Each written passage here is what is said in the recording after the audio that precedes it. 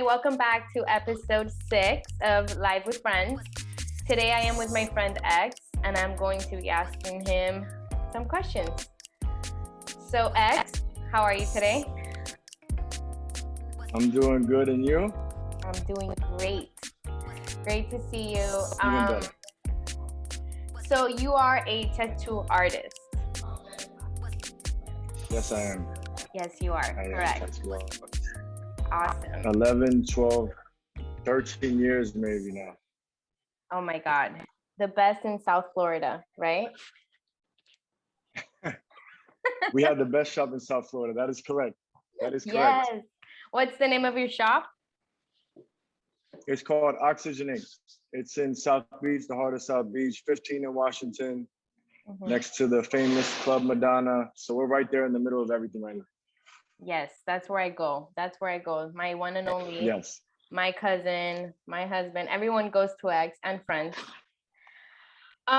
So why did you become a tattoo artist?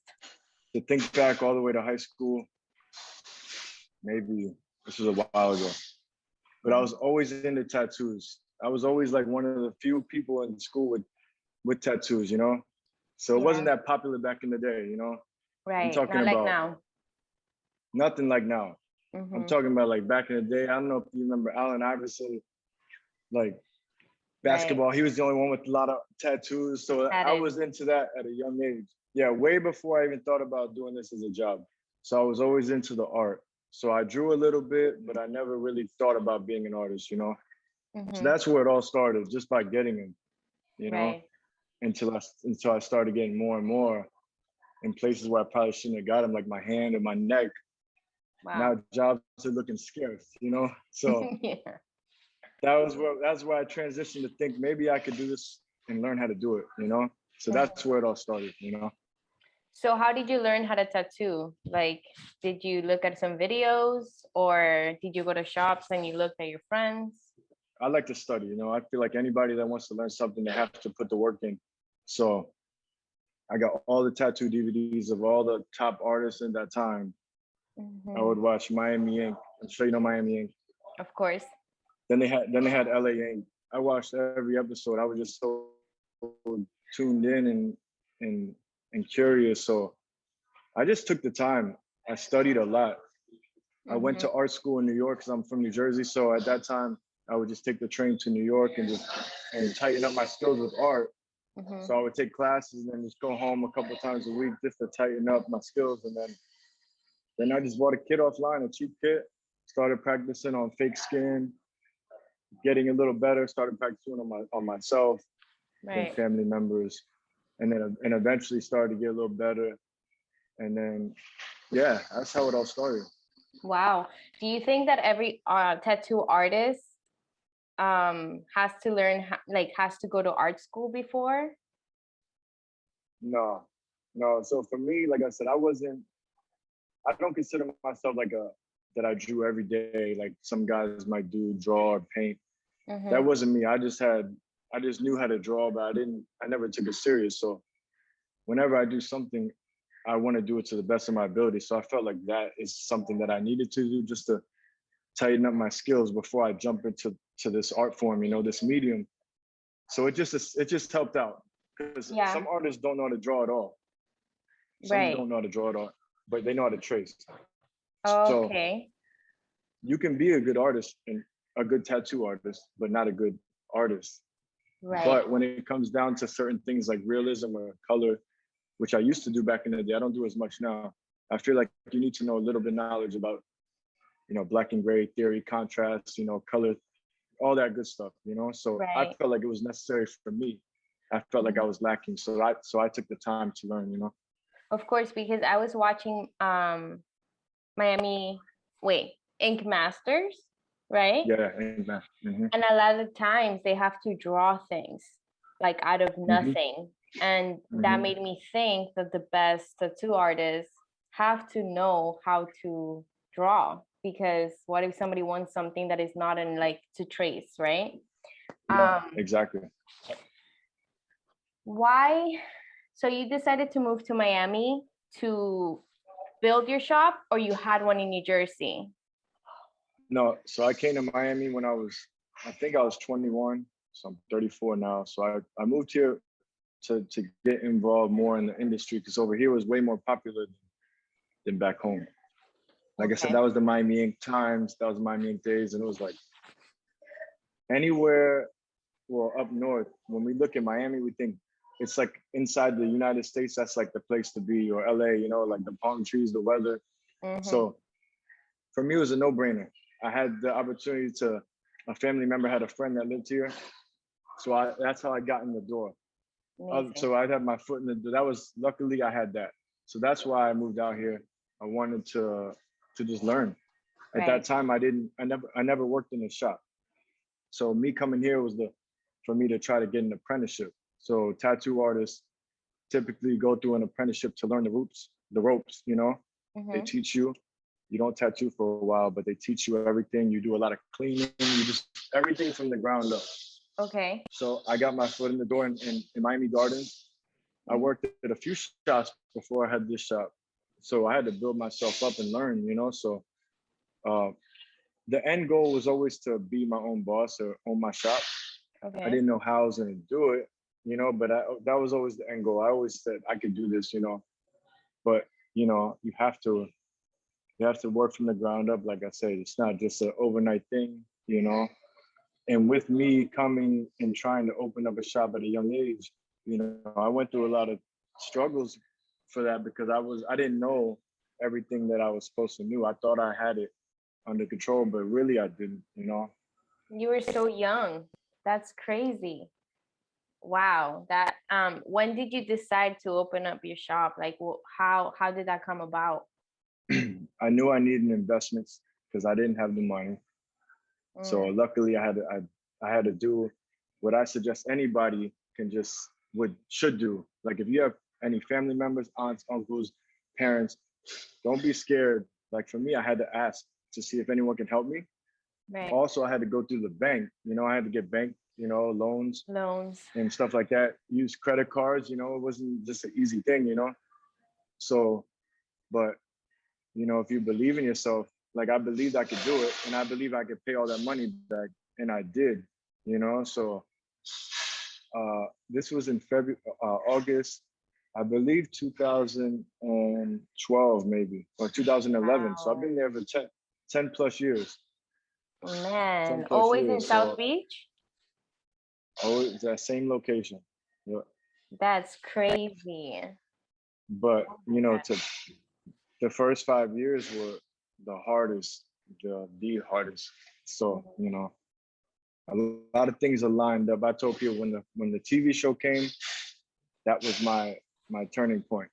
That was Nightmare. What was it? What was the name of that show? Tattoo Nightmares Miami. Okay, so you already had your shop and they came to you and they asked if they could rent out the place? So we have the biggest studio on the beach. That's just a fact. As far as square footage goes, we have the biggest shop. So luckily we had the opportunity. They just needed the space, you know, so it worked out. You know, yeah, they paid me. The perfect place too, right on Washington Avenue, right? Yeah, everything aligned perfect. You know, they basically paid me to rent the shop for 2 months. And in that time was a crucial point where I really needed the money. You know, I had to pay off debt. You know, I had to pay off debt. I had a lot of things. So that was the turning point. Like I said, they rented the shop for 2 months. They remodeled everything too. So the way it looks now is the same way. If you look on the show, it's the same way. Yeah. And that was a big help too. You know, because I didn't really have a lot of big funds to model the shop how I wanted to. It was nice, but it was more of an open floor plan. It was very big. I always had the pool table, but when they came, they really took it into, you know, interior decorating, really did everything. So yeah, it helped a lot with the look. Wow. And they did all of that? Like they just set it up and they left it like that and you had to pay something, or they just like gave it to you for free? I did have to pay some things, like some of the neons. I wanted to keep them because it was from the show. I wanted to make it authentic as possible. So I did have to buy some stuff like the neons. The flooring they put was only supposed to last a month. So it was the cheapest flooring. So I told him just leave it, but it ended up getting ripped up. So I had to eventually take it out and redo it. Right. They actually knocked all, you've seen the shop. There's in the middle, there's like on the side, there's an office space. They had to knock all of that down by law. They had to knock everything down. I told them, look, I want it. I want to keep it. So they said, look, we have to knock it down. So I said, give me all the wood. So I literally kept all the wood in a U-Haul truck. No. Just to put it back up when they left. Yeah, just to build it back up when they left. Yeah, it was so crazy. That is very crazy. But yeah. You opened up your shop with the same name, Oxygen Ink? No. So it was originally called Exclusive Ink. Oh, okay. So when I first got the shop, there was other owners there, but they had an issue with their nephew or somebody. It was originally for their nephew, but he got locked up. So he got locked up, and they were stuck. Literally, it was a doctor and a doctor and somebody else. They didn't know what to do with the space. You know, they were like, "Listen, we don't know what to do." So I said, "Look, I'll buy it," and then contacted them. They wouldn't sell it for a certain price. I couldn't pay what they were asking for.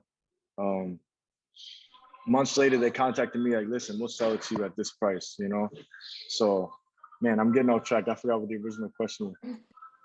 The name of the shop. Okay. So I bought it from them, Exclusive Ink. It was the corporation, so I just took over the corporation. Exclusive Ink was cool.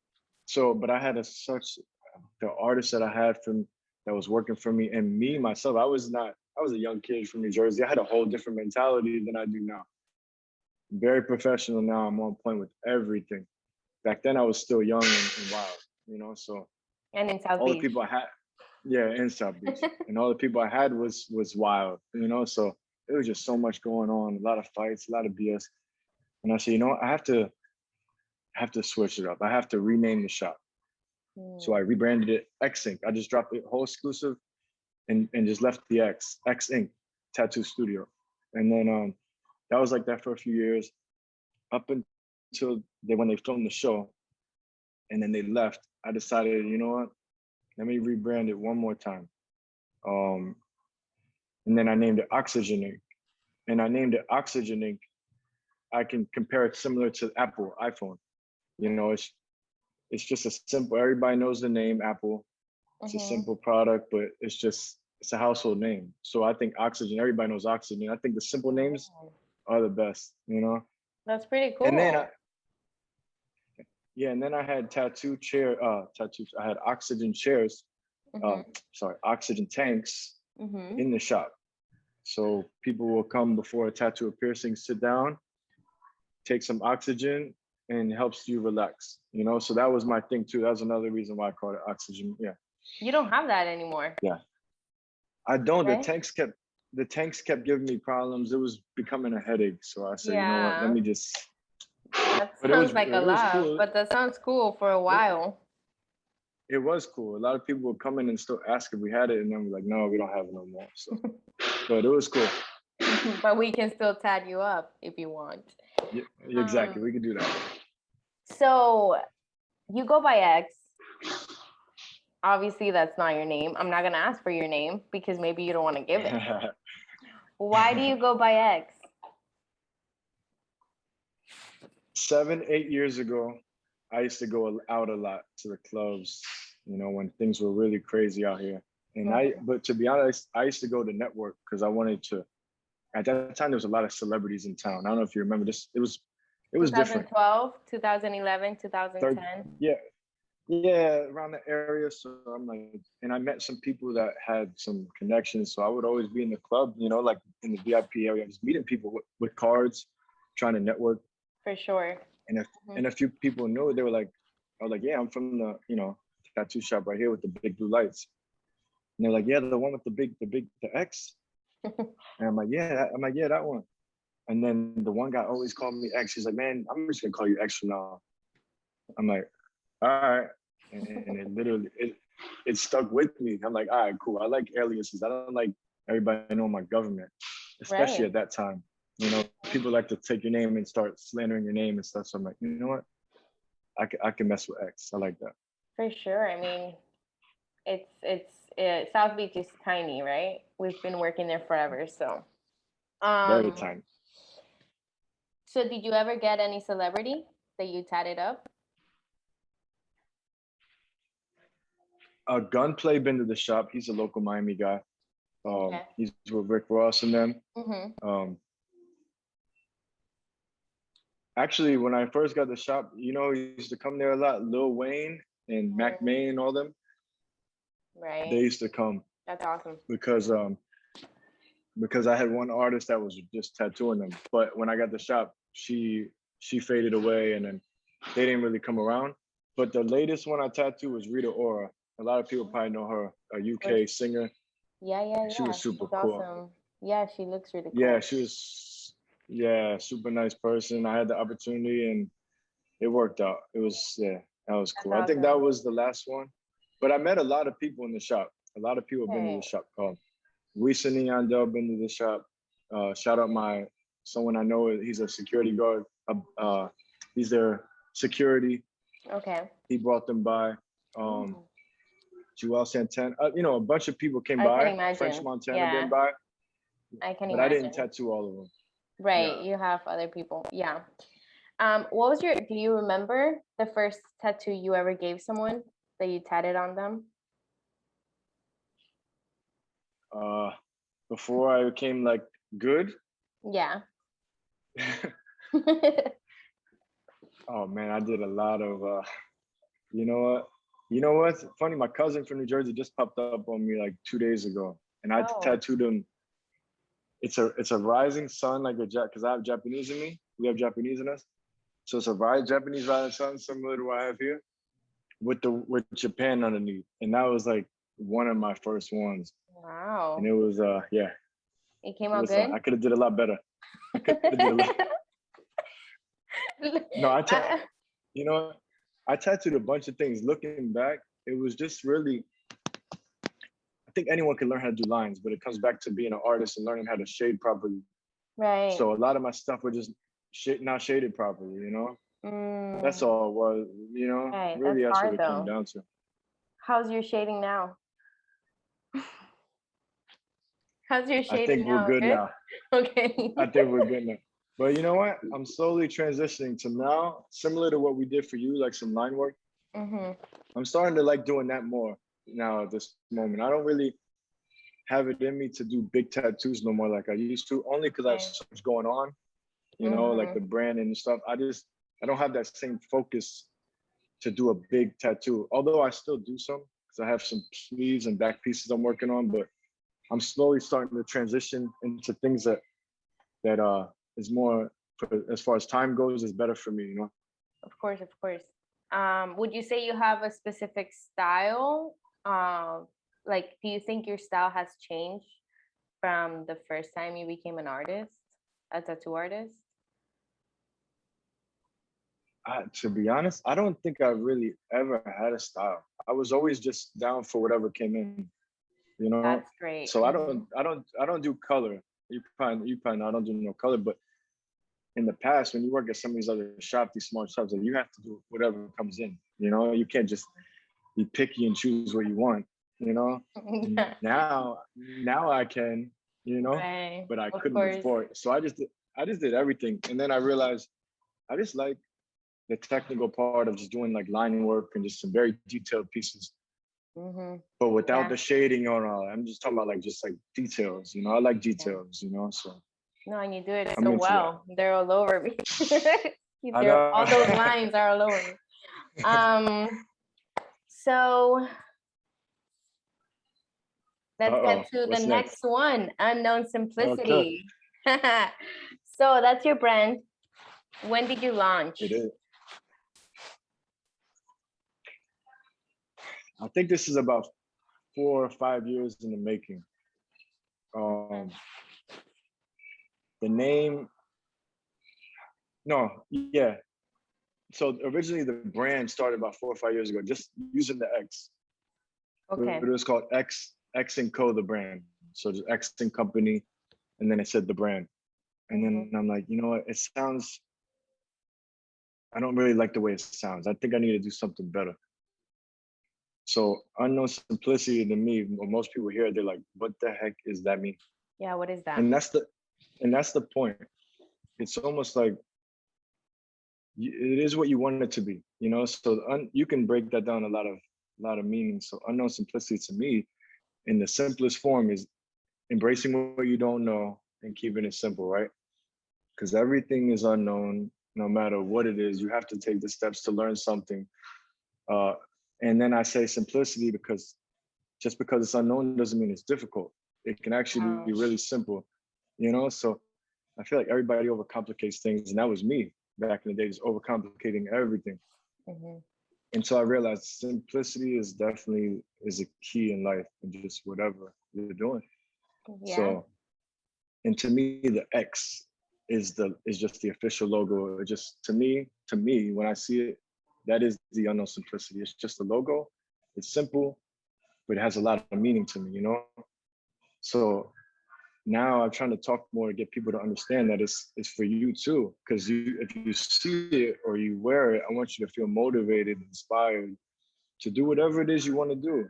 Like what you're doing now, I want you to take it to the next level. You know, if you see it, or I'm always wearing it. You know, this is all I wear.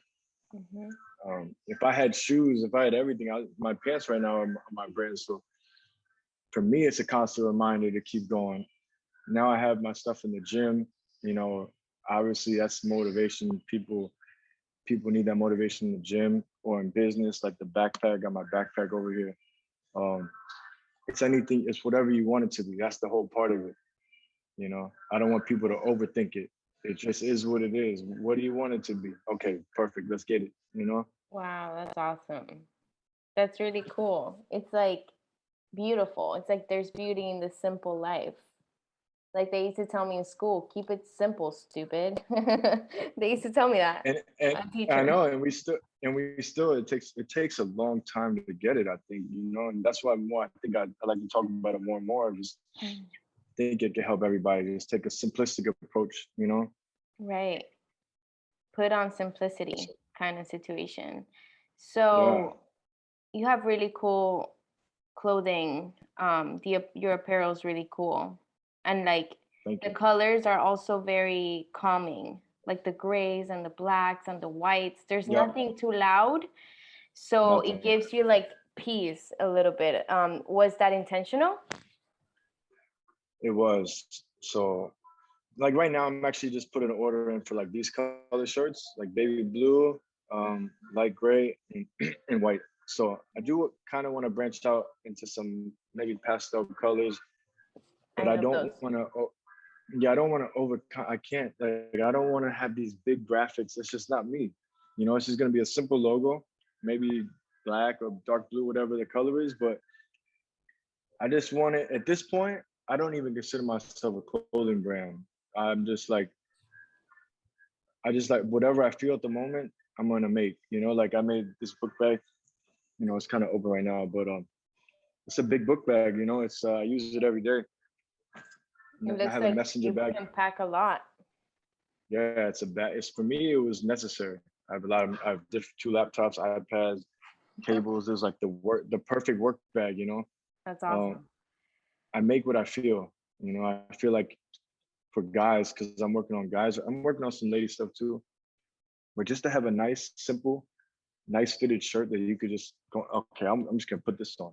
I feel like it's an essential, you Hmm. know, and that's what I'm working on right now. Just essential items, nothing too crazy where it's just gonna be overpowering. Just a simple logo, kind of similar to like Lacoste or Polo. It's Right. timeless, it's classic, you Right. know. I really like that. Yeah, So you have to have some help with everything that you do, with the shop, with the brand. Who helps you out with that? Like who is the one, like I know you have models, right? I see a lot of men wearing your clothing. How yeah. does that I come try about? to be honest, man, this the shop takes so much of my time still. And that's another reason why I'm trying to slowly, I'm slowly fading out. You know, I did everything I wanted to do. My dream was to get a shop, to get a TV show, and just become successful and become one of the top shops. And I did it, you know. So basically I don't have a lot of time like I want to for the brand still. So it's hard for me. And I'm the only one doing it. So nobody's really helping me. I'm just it's me and myself, you know. So with the gym wear, I go to the gym. So I've talked to the guys, the owners, and I'm like, listen, try the product. So I'm putting in the footwork myself, you know. In the shop I have some gear, you know, I hit up whoever I feel can use it or will use it and give me some positive feedback, you know. Right. So like as far as models goes, just people I know. Like I just hooked up my one guy. He's a fighter. He does fighting with some shorts, some training shorts. He loved them. So I'm just putting all the work in myself. But I know I'm not putting nowhere near the amount of work that it needs to be a successful brand. Right. I know that this is so much work, you know. And I'm juggling more than just that. You know, I'm a part-time investor too. I'm a father. You know, I'm a one-man army at the tattoo shop. Yeah. I make music on the side too. It's just some juggling so many things. What? You make music? I do. I do make music. I'm a producer. On the side. On the side. I actually been doing it my whole life. I just find joy. I find joy in making music and just creating. So I'm a creator. Awesome. That's awesome. You are. You're a creator. You're not just a tattoo artist or no. You know, that's awesome. And I can't wait. 2 more questions. First, have you ever had a client complain about a work you've done on them, like tattoo speaking? I can honestly say I never had really a complaint. You know, when it comes to tattoos, there's a lot of things involved. You know, how we do the tattoo and how they take care of the tattoo. So there's always a thing that can happen where a line might fade out because of an accident on either side that you might need a touch up, or they came in the sun, or they went in the water and we told them not to, and you need touch ups. But to be honest, it rarely happens. You know? Yeah. Also, everybody has different skin. Some skin they heals better than others. And okay, second question is, how many people ask you for free stuff? Oh, that's a good one. So it's on tattoos and everything. Everything. Clothing. I mean, I can imagine your DMs and your friends thinking, you know, he's my friend. Like, I don't have to pay. This is an important topic for anyone. If you have friends or family or people that care about you, they're not gonna ask you for anything for free. They're gonna want to support you. And I think I said this in a comment or a post. More often than not, you're putting a lot of money into it. You're not seeing no returns. I know I'm putting in way more than I'm receiving. You know, I have to. It's marketing dollars. If I give someone something for free, I consider it marketing or advertising. Right. You know, I don't feel like I'm just giving it to you just because, you know, and they don't necessarily come direct and say, hey, Hook, there's some do, but some of them be like, yeah. No, I like that. And they'll just keep saying, I like it. I'm gonna grab something. They kind of just wait to see if you give them something, you know? But I can honestly say my people from back home, a lot of people have been supporting me and they don't ask me for free stuff. A lot of people from back home showing love. And I think that's just, you know, they see the grind, they see I'm an honest person. And I always been true to myself and I never did nothing shady, you know, left up to anybody. Yeah. So you've worked really hard. Yeah. I think that's just a fact. You've worked really hard for people not to respect what you've put on the table, right? Kind of. Yeah. What else were you gonna say? I'm gonna say, yeah, it's just like I'm super blessed and you feel good, you know, that I've been gone for 13, 14 years from New Jersey, and that's a long time. That's crazy. Did you go back? And I was just there a couple of weeks ago for my homeboy's wedding, and I haven't seen people in years, literally 9, 10 years, and it's like man, a lot of people come to me like, yo, man, we've been following you. I didn't even know they've been following to the brand and everything. Like, man, we like what you're doing. Just keep it up. And that's motivating for me because, and this is important to everybody too. Everybody falls off track. You know, just because I'm doing all this and I'm posting doesn't mean I'm fully focused 24/7. Some days I don't even know what to post, or some days I'm like, it's just like, you question things, you know? And like when I just got a message from my homeboy earlier about my backpack. He's like, man, that backpack's solid, man. I like the brand a lot, you know? And that's like, oh, all right, let's go, you know? Right. So I feel like it's important for us to encourage each other if you're doing something good, and just because we all need it, you know, we all have our own issues and it's not easy, you know, so. It's not, you're speaking truth right now, because let's go.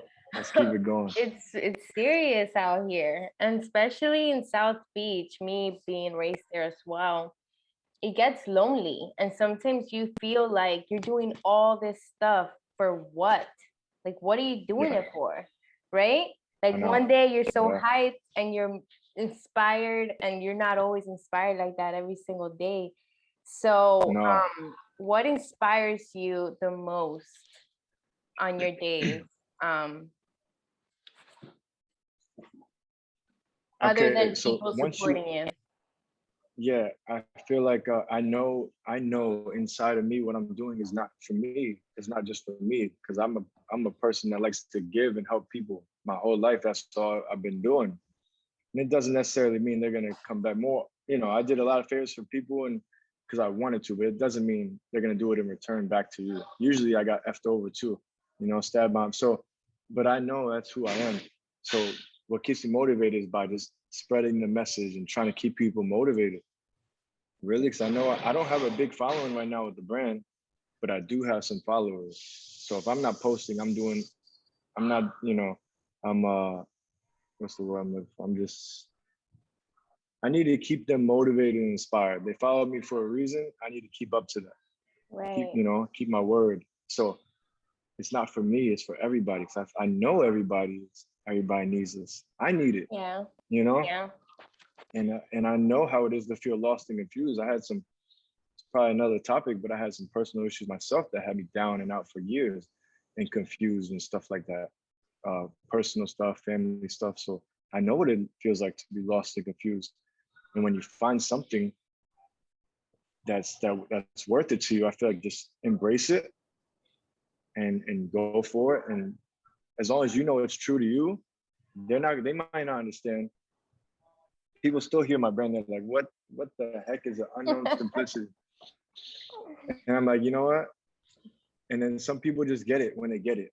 Right. You know, so it's just like what keeps me motivated is just that I know I need to keep doing this for the world, to keep motivating other people and myself. Seeing other people working and growing benefits me too. I love that. So. I really like that. And this interview has been amazing. I've been learning more about you, and wow, thank you so much for giving me this time, you know, to join me in this. I'm sure everybody that's going to watch this is going to feel inspired. It's not easy, but it's possible, right? It's possible. I see that you have a lot of gifts and a lot of talent, and you're using it. And I recently heard this, that like, you know, sometimes God gives us gifts and all this like passion for things, and if we're not doing it, like it's almost as if we might lose it. Does that make sense? Like you have 100%. To put it out there. You have to put it out 100%. And I feel like on that topic, everybody has that, or everybody has a thing, right? It could be from, I don't know where I heard this from. It could be probably like Gary Vee or something. You know Gary Vee? Mm-hmm, of course. He probably said something like, it could be, you know, you're just infatuated with bees or honey or peanut butter, or just, it could be anything, because everybody, and there's nothing wrong about whatever it is. It is what it is with you. Mm-hmm. It goes back to that, just embrace it, because at the end of the day, the time is going by We know people getting sick. We know people are dying. No one at the end of the day, like, who cares? You know, like you have to do it for yourself and for your family. You do it for yourself and for your family and whoever else is, you know, you're doing it for. You just have to do it. Right. For your happiness, you know, for your happiness, whatever it is, you know. Do you think that during quarantine, is that time allowed you to really jump into your brand? Would you say? Like, do you get my question? Like, because you didn't have your shop, like the store wasn't open every day like you used to. So did that give you more time to like think about your brand? It did. It did. But at the same time, I was, you know, stuck at home with the kids and stuff. There's a lot going on there. Right. It's hard to find that quiet time. You know, I'm usually up late and up early, you know, because I know late nights when everybody's sleeping and early mornings when everybody's sleeping, you know. So at what time do you go to sleep? Times where I could, I mean, it depends, but typically like from like 1:30 to 3:30, maybe nothing too crazy, but I'm up by like 7, you know. You know, I like 4. I like 4 or 5 hours max. 5 hours is perfect for me. That's good. That's good. It used to work for me, not anymore, but I know. 5 hours. Sometimes sometimes maybe on like a weekend Sunday or something, like catch up on get like 7, you know, and then I'm like, I just know there's so much work to be done and I have to use all the time. Yeah. You know, I just have to. For me, there's always something. Always. But at the same time, I burn myself out too sometimes. So like, it's a. Yeah, I can imagine. Figuring it out. Yeah. Running on empty, kind of, right? Yeah, I mean, okay, for sure. So we're about to jump into my next segment. Like how professional I sound. We're about to jump into our next. You're doing great. You're doing great, by the way. Thank you so much. That means a lot to me. You've always been very supportive. Just saying, like, you know, with everything. You too. And you and everybody. Yeah, I got you. Okay. So it's called ATM. Are you there? Okay, you were frozen. Okay, it's called ATM. Yeah. And it's called At the Moment Questions. Okay. So in this part, I'm gonna ask you a couple questions and you have to answer them at the moment, right? So for example, favorite movie. At the moment, my favorite movie is that one. Okay. So these questions are quick. I hope it's not about movies, so I don't really watch movies. But I don't watch TV. Okay, wait. Me either. I don't watch. Okay, wait. Like, don't ask me something about TV. Now I know. Okay, so but before that, you have to give me a number from 5 to 20. Right now? Right now. 18. 18. Oh my God, I'm gonna ask you 18 questions. Oh, no. No. Change it. I should change that one because that's a lot of questions. Let's do 5. That's a lot of questions. Let's do 5. 5's perfect. Okay, wait. 1, 2, 3, 4, 5. Okay, let's go. No, I'm gonna just do the first ones. So 1, are you ready? Yep. What's your guilty pleasure? What's my guilty pleasure? Yeah. Oh yeah. My guilty pleasure. Wow, that's a good one. I mean, I find any pleasure. Just working hard. Does that make sense? I don't know. I really find it. I really enjoy. I'm like uncomfortably working hard. Right. No, that is the thing. It makes me happy. Right. 24/7 working. I get it. Wait. Do you prefer day or night? Night, but transitioning to day, like early so 7 p.m. Day. Oh, wait, what? No, so I'm usually night. I like night. It's quiet, but I'm transitioning to like that early daytime. Oh, just trying to get focused to but I'm usually a night person. Yeah. Okay. Who's your celebrity crush? I don't have a celebrity crush. Got it. What's your favorite? No, that's good. What's your favorite snack? I like chocolate croissants with coffee. Fancy. I want some. Fancy. Okay, love it. Like it has to go with coffee. If not, it's not the same thing. No. It needs to be with a coffee for sure. A black coffee. Black coffee. Got it. No sugar or sugar? No sugar. No sugar. That's unhealthy. The chocolate croissant balances the coffee. Yeah, that's why they have to be together. I love it. Okay. And last question. Are you ready for the last question? I'm ready. Do you think you could live without a phone? In this day and age, I don't think so. No. Running businesses, you have to have a phone these days. No, for sure. That was a trick question. Not really. Yeah. It wasn't really a trick. I don't know how to call it. Anyway, we have reached the end of the show. I had a great time. Great. I had a great time with you. Thank you so much for joining me, and thank you so much for sharing knowledge and the whole thing. Okay. Thanks for having me. It was super fun. I'm glad you had fun. So yes, I will definitely see you soon, and I will let you go about your day to keep working because you're probably gonna go keep work. I'm ready to just get out of here and get to work. Righty. Yeah, keep it up. I'm looking forward to seeing some new stuff. Yeah, definitely. And I'm looking forward to going to visit you because I want more tattoos and come back. And to look at your stuff. I've been dying. I need those shorts. Oh yeah, you do. Yeah, you do. I need to go check them out. Yeah, for sure. Next time I go, I'm gonna grab some. All right, I got you.